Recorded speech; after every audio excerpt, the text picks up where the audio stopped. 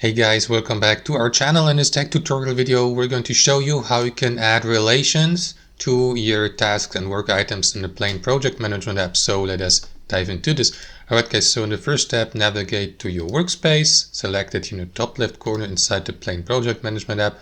And let me go, for example, with the list layout view for my tasks within that workspace. So click into work items here, select your preferred view layout, and click into the given task. So let me go with, I don't know, that example task here. And after that, click into it, and here to the right, you will see that menu. So what you want to do is simply select this option here, add relation.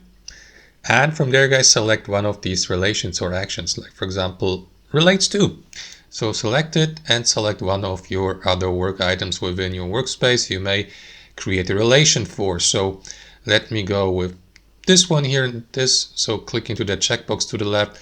You may also go with multiple of these or select all. So let me go with these two here and confirm by clicking into this button, and it is going to create the relation, as you can see. So you may expand that menu here and see the relations it has with the given work item, guys. And you may, for instance, click into these three dots here, for instance, to remove the relation, and that's how it works. Or you may click into edit to edit the given work item directly from here.